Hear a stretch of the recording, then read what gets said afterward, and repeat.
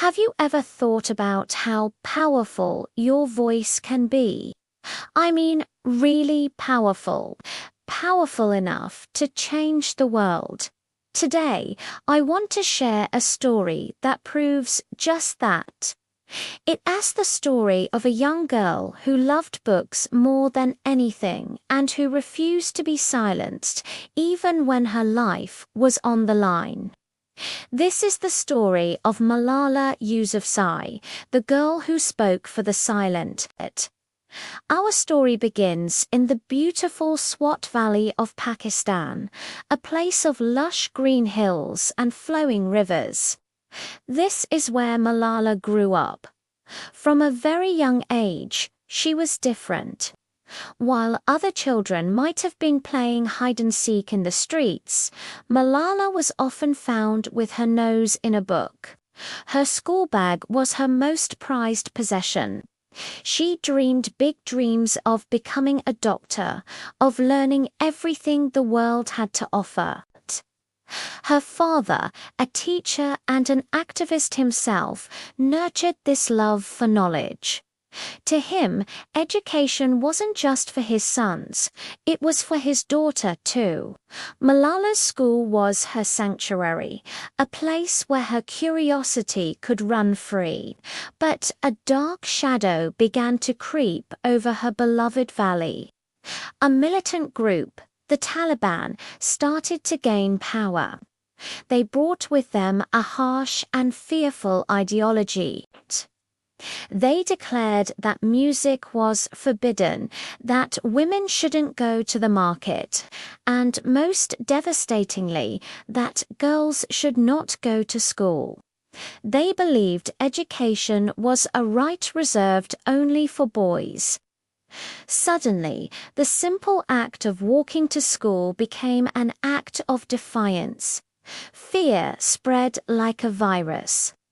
Schools were threatened, some were even bombed and reduced to rubble. One by one, girls stopped attending. The classrooms that were once filled with laughter and questions became quiet and empty. Friends Malala used to study with were now confined to their homes, their dreams locked away. But Malala was not like the others. Where they saw fear, she saw injustice. She couldn't understand why her gender should deny her the right to learn. She believed education was a fundamental human right, not a privilege to be given or taken away. And so, at the tender age of 11, she decided to do something about it. She started to speak out. She gave speeches, she appeared on local radio shows, her voice clear and steady, arguing for the right of every girl to get an education. She even began writing a blog for the BBC under a pseudonym, a secret diary detailing her life under the Taliban's rule. She wrote about her fears, but more importantly, she wrote about her hopes. She told the world that girls in the Swat Valley deserved classrooms, dreams, and futures. Her voice, once a small whisper, began to grow into a roar. It echoed far beyond the mountains of Swat. People around the world started to hear her story. They were inspired by this young girl who dared to stand up to grown men with guns. But as her voice grew stronger, the danger grew closer. The Taliban saw her not as a child, but as a threat to their authority. Her courage made her a target. The day it happened was an ordinary school day. It was October 9th, 2012. Malala, now 15, was on the school bus, chatting with her friends, the way teenagers do. The bus rumbled along the familiar route home. Suddenly, it jolted to a stop. A man with a covered face climbed aboard. His eyes scanned the girls inside. Then he asked a question that would change everything. Who is Malala? No one said a word, but all eyes turned to her. Before anyone could react, he raised a gun and fired. A single bullet, a single moment of terror, Malala was shot in the head. The world held its breath. The news spread like wildfire.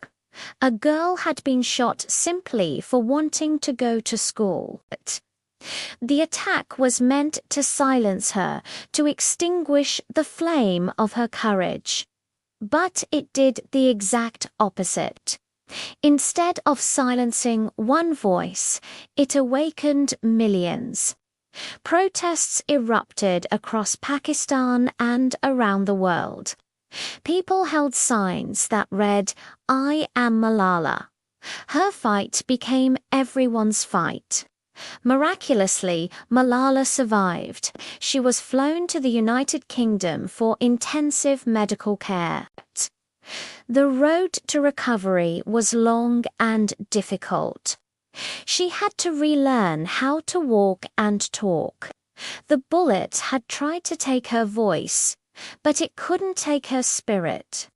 In fact, her resolve grew even stronger. She knew she had been given a second chance at life, and she was determined to use it not just for herself, but for the millions of girls around the world who were still being denied an education. Her recovery wasn't just physical, it was transformative.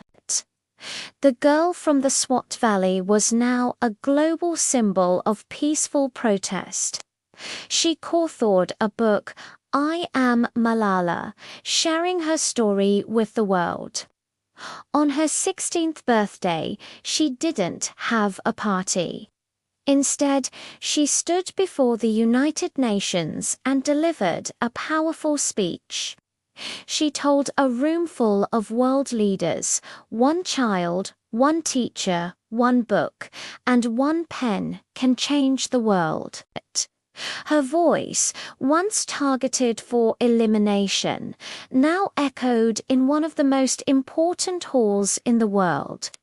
She traveled the globe, meeting with presidents, prime ministers, activists, and most importantly, with young girls in refugee camps and remote villages who shared her dream of an education. She established the Malala Fund, a charity dedicated to giving every girl an opportunity to achieve a future she chooses. Her work was tireless, her message unwavering. In 2014, at the age of just 17, Malala Yousafzai was awarded the Nobel Peace Prize, becoming the youngest ever recipient of this incredible honor. The Nobel Committee recognized her for her struggle against the suppression of children and young people and for the right of all children to education, from a small classroom in Pakistan to the world stage in Oslo. Her journey was a testament to her incredible bravery. Malala's story teaches us something profound. It teaches us that one voice, no matter how small it may seem, can ignite a global conversation. It shows us that a child can stand up to injustice and inspire millions. It proves that even the smallest act of courage can ripple outwards, creating waves of change. The bullet that was meant to end her story only marked the beginning of a new, more powerful chapter. So, what can we learn from Malala? The moral of her story is simple but powerful. Never stay silent when you see something that is wrong. Your voice has power. It can challenge injustice, it can inspire hope, and it can defend the rights of others. Use your voice with courage, speak with kindness, and you too can be a light for those living in darkness. Malala once said, "We realize the importance of our voices only when we are silenced. Let's not wait to be silenced. Let's use our voices today." Thank you so much for watching. If this story inspired you, please hit that like button and subscribe for more stories about incredible people who changed the world. Let me know in the comments what Malala's story means to you. See you next time.